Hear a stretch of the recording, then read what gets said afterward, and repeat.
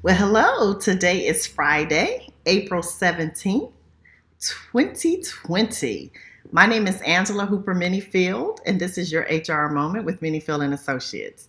So, guys, one of the things that I'm trying to do a better job of is operating in social media. So, I am starting my watch party so that my personal page will see this video.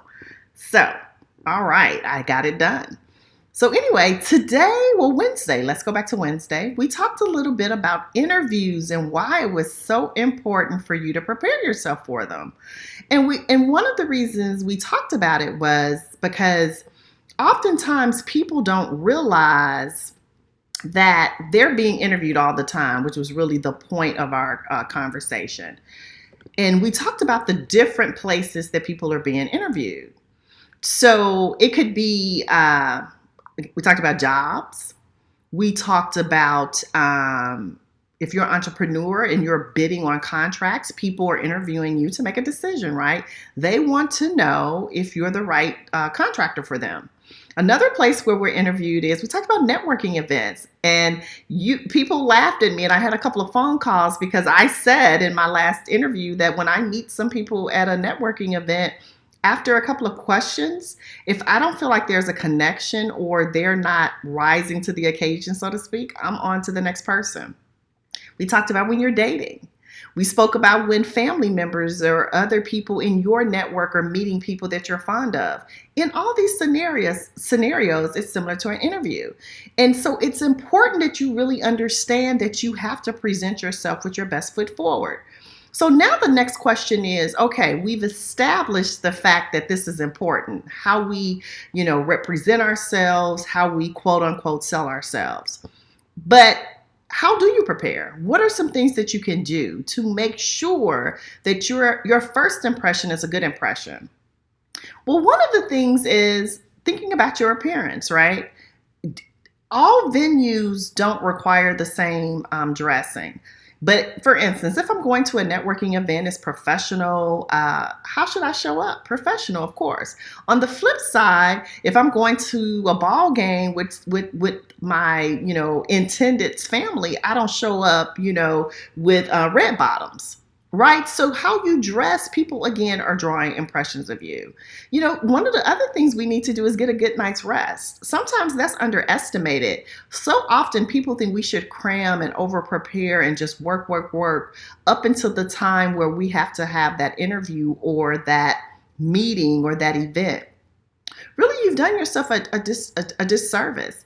Because think about it this way. You're so exhausted and you're so tired. They're asking you questions and they're speaking to you and you start to yawn.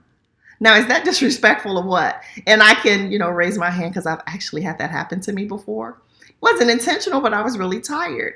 So again, get a good night's rest. People want you to present yourself like you're engaged and you care. Another thing that you need to do is some research. So what do I mean when I say research? Well, if I'm this entrepreneur that's looking to engage with a vendor or a place and get a contract, I need to know a little bit more about them. I need to know about who their ideal clients are, what kind of services they provide, any information, who the key leaders are, like go to the website, look at the org chart. There are things that I need to do. The same thing if I'm interviewing for a position with the company. I need to know some things about this organization. I cannot tell you the number of times that people have come into interviews that I was conducting and they knew nothing, literally nothing about the organization. Going back to the family thing, again, ask the person who's introducing you about the people they're introducing you to so you can have some background. People like it when you can say things like, hey, so I hear you are a Cowboys fan. No, I'm just joking, right? But my point is, you're making a connection. Same thing about a networking event. Whether it's, something about the networking community, the organization, are you a part of it? Just do some research. Now, another thing that I think is really important to prepare yourself with is ask thoughtful questions. So again, what does that mean? Well, that coincides with the doing your research. You can't ask a thoughtful question if you don't know anything about the entity, the people, the organization. Confidence, that's like really high on my list. You must exude and carry yourself with confidence. Now, there's a difference between confidence and cockiness, right? I'm not talking about acting as if you run everything, you have it all under control, you're the know all end all. But carrying yourself with a sense of authority, confidence that suggests, I am where I'm supposed to be. This is important. I'm professional. I'm not looking at the ground. I'm looking straight ahead. I can shake your hand. I have confidence when I tell you who I am, what I do. All of these things are important. Now, some of you may have seen me earlier today on the Black Entrepreneurs Institute's video, and we were talking about how do we help entrepreneurs. Some of these same skills for some of us who maybe need business loans, bank loans, right? That's another interview, whether you realized it or not, right? They're making a decision to determine whether or not your business plan is stable, whether or not what you're doing is credible, whether or not you're credible, how do you carry yourself. There's something about that confidence that you exude when you walk in a room that suggests to people, one, I'm worthy and I know I belong here. And so these are some of the little things, just some of the little things that matter.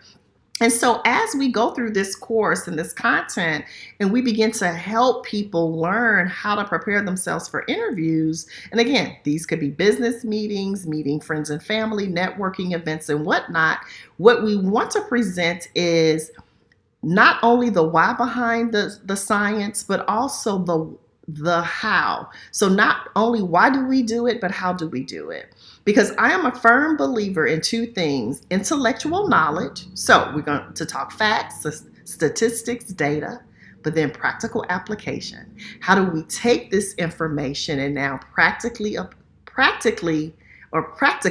should say, apply it in our lives, right?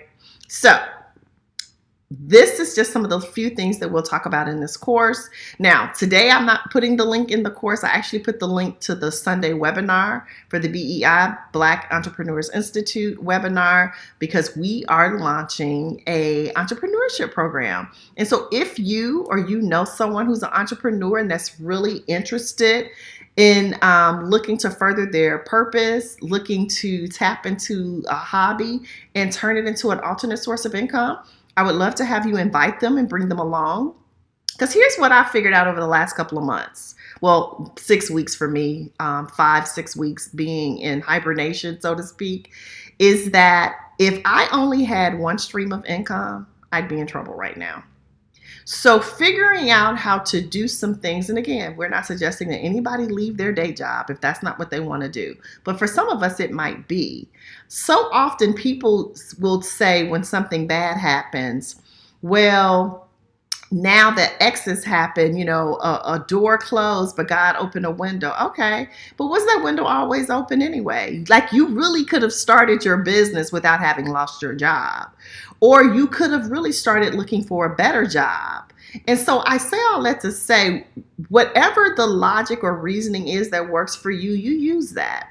But know this, opportunities are around us every day. And so these programs that we're trying to put together, these courses and these trainings, is to help people leverage the opportunities that are before them and not need an emergency or a crisis to kick you into gear. So that's my ultimate hope for everybody, is that during this time, you think about the things that you should have done, would have done, and could have done, and remove that from that list and move it to the list of things that you have done. So let's do a few things. Figure out how to prepare ourselves for the upcoming positives in our lives, right? Because I believe that's coming. But also figure out how you can use your services and your knowledge to help somebody else. Because that knowledge was imparted upon you, not for you to hold it. So we're not to be rivers, we're to be reservoirs. Things should flow through us. And that's what I'm trying to do with you today. So I always try to keep these videos under 10 minutes. So it's almost that time. So again, I thank you for watching. Again, my name is Angela Hooper Menifield of Menifield and Associates. This has been your HR moment for Friday, April 17th, 2020. Have a great weekend. Stay safe. Stay home if you're required to do so. And I look forward to seeing you on Monday. Take care. Bye.